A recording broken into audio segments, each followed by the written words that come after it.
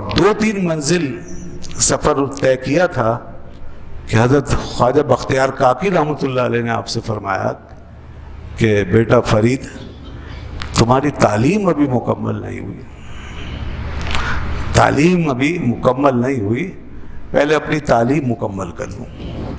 یہ اصل صوفیہ تھے، ان کے پیش نظر سب سے پہلے علم ہوتا تھا، تعلیم۔ آج خانقاہوں کا حال دیکھیں، آج کی پیری فقیری کا حال، اور ان صوفیہ کو سامنے رکھیں، بہت فرق ہے، بہت گیپ آ گیا، بہت فرق ہے، بلکہ تضادات پیدا ہو گئے۔ تو وہ پہلے تعلیم کی بات کرتے ہیں۔ کوئی بڑا صوفی ایسا نہیں ملے گا آپ کو اپنے ماضی میں جس نے پہلے تعلیم حاصل نہ کی ہو، اور ایسے ایسے بھی صوفیہ کہ جو قدیم و جدید علوم کے حامل ہوتے تھے، جیسے ریاضی اور اس طرح کے علوم بھی، طبی علوم، میڈیکل سائنسز اور ریاضی وغیرہ، اس طرح کی تاریخی معلومات، جدید جو اس زمانے میں علوم رائج تھے، ایسے ایسے صوفیہ آئے، اس کے بھی ماہر ہوتے تھے، بہت سے ایسے لوگ ہوئے، لیکن انہوں نے اپنا میدان بہرحال علم اور روحانی خدمات کو بنایا اور لوگوں کی اصلاح کی۔ مگر اتنے صاحب علم کہ انہیں کتابیں، ایسے ایسے لوگ تھے کتابیں پوری یاد ہوتی تھیں ان کو۔ تو حضرت بابا بختیار کاکی نے یہ فرمایا کہ بیٹا پہلے تعلیم مکمل کرو۔ اچھا، اور اسی طرح آپ نے خواجہ نظام الدین اولیاء سے بھی یہی فرمایا۔ جب وہ آپ کی خانقاہ میں آئے تھے بیعت ہونے کے لیے تو وہ بھی زیر تعلیم تھے، اور ان کی تعلیم بھی مکمل نہیں ہوئی تھی، اور ان کی قابلیت و صلاحیت کا عالم یہ تھا کہ وہ کئی کتابیں یاد کر چکے تھے۔ ہم جو درس نظامی میں کتابیں آج تک پڑھتے پڑھاتے ہیں، یہ مدرسوں میں کتابیں ہیں، یہ وہی کتابیں ہیں جو ان بزرگوں نے بھی پڑھی ہیں۔ تو انہوں نے کئی کتابیں یاد کر لی تھی۔ تو اس طرح درمیان میں جب پہنچے تو بابا فرید شکرگنج سے انہوں نے پوچھا اپنے پیر و مرشد سے کہ میں علم حاصل کر رہا ہوں، تو آپ فرمائیں کہ چھوڑ دوں اس کو، اب بس کروں، اب تو روحانیت کا سمندر میرے سامنے ہے، اب تو بس حق کی ضربیں لگانی ہے، آپ کے ساتھ بیٹھ کے چلہ کرنا ہے، تو چھوڑ دوں وہ چیز۔ اب وہ اصل صوفیہ تھے، وہ علم کی قدر جانتے تھے۔ تو بابا فرید نے جس طرح ان کے مرشد نے ان سے کہا تھا کہ تعلیم پوری کرو، یہی بات پھر آپ نے اپنے مرید برحق سے کہا کہ ہم کسی سے علم چھوڑنے کا مطالبہ نہیں کرتے، ہم کسی کو یہ نہیں کہتے کہ علم چھوڑ دو، نہیں، وہ بھی کرو اور یہ بھی کرو، دونوں چیزیں ساتھ ساتھ رکھو۔ اب یہاں آئے ہو تو یہاں تربیت بھی لیتے رہو اور علم بھی پڑھتے رہو۔ یہی وجہ ہے کہ انہوں نے اپنی تعلیم کا سلسلہ بھی جاری رکھا۔ تو علم بیسک ہے، علم کے بغیر کوئی منزل طے نہیں ہوتی، اور ضروری علم ہر ایک پر فرض ہے، ہر مسلمان پر ضروری علم حاصل کرنا فرض ہے، اور پھر تفصیلی علم جو ہے وہ اس کے لیے جو اس کے لیے وقت نکالے اور اس کی صلاحیت پیدا کرے۔ یہ صوفیہ بہرحال چونکہ اسی کام میں ان کو مگن ہونا تھا، مصروف ہونا تھا، اور اسی میں ہمتیں لگانی تھی، تو انہوں نے علم کو اس کی پوری تفصیل اور پوری ڈیٹیل کے ساتھ پڑھا۔ یہ وہ لوگ تھے۔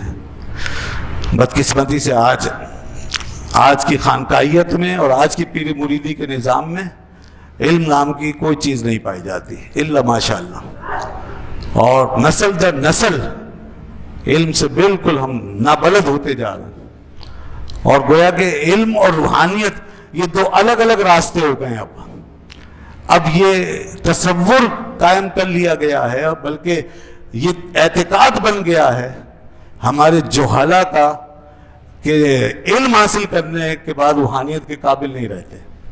جو علم کے راستے پہ چلتا ہے تو وہ روحانیت کے قابل نہیں رہے گا، اور وہ پھر کچھ اور بن جائے گا۔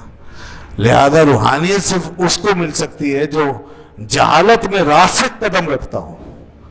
جس نے جہالت میں قدم راسخ رکھا ہو، جس نے جتنا لا علم اپنے آپ کو رکھا ہو، اتنے زیادہ اللہ کے قریب ہے۔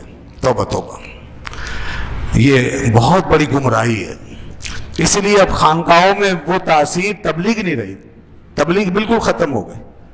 خانقاہوں میں تبلیغ دین کا تصور ختم ہو گیا۔ پہلے ان خانقاہوں سے ہزاروں لاکھوں لوگ اسلام کا فیض پاتے تھے، ہندو، عیسائی، یہودی، غیر مسلم، جہاں یہ خانقاہیں قائم تھی وہاں اسلام کے چراغ روشن ہوتے تھے، وہاں پر لوگ مسلمان ہو کے نکلتے۔ اب ان خانقاہوں میں سوائے تعویذ، دھاگا، دم، درود کے اور کچھ نہیں۔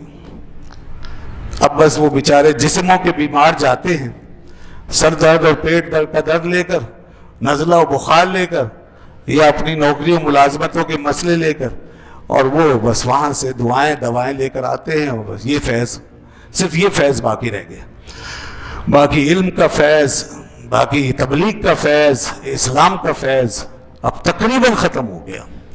شاید ہی آپ کو کوئی خانقاہ الا ماشاءاللہ ملے کہ جہاں علم و عمل کا فیض جاری ہو، جہاں سے لوگوں کی علمی اور عملی تشنگی بجھ رہی ہو، یا کم از کم مسلمانوں کو یہ سرابی حاصل ہو رہی ہو کہ وہاں سے علم و عمل کی خیرات پا رہے ہو، تو اب تقریباً آپ کو نہیں ملے گا۔ اس لیے اب یہ وہ چیزیں نہیں ہیں۔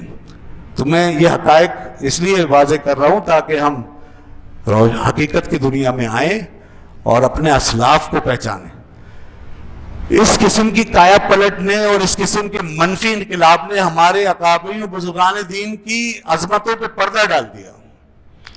ان خانقاہوں کی حقیقت ہماری آنکھوں سے روپوش ہو گئی، اور لوگ آج قاصر ہیں بیچارے کہ وہ سمجھ سکیں کہ بابا فرید کی حقیقت کیا تھی، اور خواجگان چشت کون تھے، خواجگان نقشبند کون تھے، اور مشائخ قادریہ کون تھے، اور مشائخ سہروردیہ کون تھے، ان کی عظمتیں کیا تھی، ان کی اصل پہچان کیا تھی، ان کا تعارف کیا تھا، ان کے اصل کارنامے کیا تھے، یہ سب آج دھندلکوں میں چلا گیا، گرد و غبار میں چھپ گیا، اور یہ پس پردہ چلا گیا۔ اب ہم اس کو پہچان بھی نہیں پاتے۔ اسی لیے بہت سے لوگ یہ سب کچھ دیکھ کر، آج کا ماحول دیکھ کر ان بزرگوں سے بدظن ہو گئے، اور انہوں نے یہ سمجھا کہ یہ صوفیہ سب اسی طرح کے لوگ تھے جیسے آج ہیں، اور انہوں نے ان کو جہالت سے منسوب کر دیا۔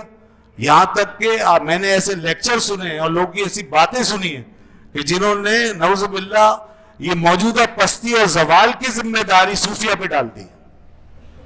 آج جو مسلمانوں پہ پستی چھائی ہوئی ہے، جو زوال آیا ہوا ہے، جو انحطاط ہے ہمارے اندر، اس کی ذمہ داری اکابر صوفیہ پہ ڈال دی انہوں نے، اور وہ نہ صرف صوفیہ کے بلکہ علم طریقہ اور تصوف کے بھی دشمن ہو گئے۔ آپ اٹھا کے دیکھیں، ایسے بہت سے محقق اور مصنف آج کتابیں لکھ رہے ہیں، لکھ کے جا چکے ہیں، میں کئی نام لے سکتا ہوں جنہوں نے اس قسم کی باتیں کتابوں میں لکھی ہیں۔ تو جب یہ اکابرین تھے، جب یہ صوفیہ تھے، اور لوگ ان کو اپنی آنکھوں سے دیکھتے تھے، ان کے علم و فضل کو دیکھتے تھے، ان کی شان دیکھتے تھے، ان کا فیض دیکھتے تھے، تو اگر کوئی مخالف بھی ہوتا تھا نا، پہلے سے کہیں سے مخالف بھی ہوتا، وہ فلسفہ منطق زیادہ پڑھ لینے کی وجہ سے، تو ان ہستیوں کو دیکھ کر وہ توبہ طائب ضرور ہو جاتا۔ ایسے میں کتنے نام آپ کے سامنے آ سکتے ہیں کہ جنہوں نے باقاعدہ ان صوفیہ کے سامنے جا کے توبہ کی۔ مولانا بدرالدین اسحاق رحمۃ اللہ علیہ، جو حضرت بابا فرید شکرگنج رحمۃ اللہ علیہ کے مرید بھی بنے، داماد بھی بنے، اور بعد میں خلافت بھی پائی، یہ اپنے وقت کے زبردست عالم تھے اور اہل تصوف سے کنارہ کش تھے۔ مولانا بدرالدین اسحاق یہ صوفیہ سے دور رہتے تھے، گریز کرتے تھے، اور ان کے بارے میں خوشگمان نہیں تھے، مگر جب بابا فرید کے پاس آئے تو ان کے سارے تصورات بدل گئے، بالکل بدل گئے۔ اور جس چیز سے ان کا ذہن بدلا، ایک علم والا شخص جو ہوتا ہے نا، وہ اپنی ہی چیز سے متاثر ہوتا ہے۔ ہمارے اندر علم نہیں ہے، اس لیے ہم تعویذ دھاگوں سے متاثر ہو جاتے ہیں۔ وہ علم والے لوگ تھے، اس لیے علم کی بات دیکھ کر متاثر ہوئے۔ چنانچہ انہوں نے دیکھا کہ بابا فرید علم کا سمندر ہے، وہ یہ دیکھ کے حیران رہ گئے کہ یہ خالی تسبیح نہیں گھماتے، یہ خالی چلے ہی نہیں کرتے، یہ صرف دلک پوشی ہی نہیں اپنائی انہوں نے، یہ فقر و فاقہ ہی لے کے نہیں بیٹھے ہوئے، بلکہ ان کے سینے میں ایک وسیع علم ہے اور کثیر مطالعہ ہے۔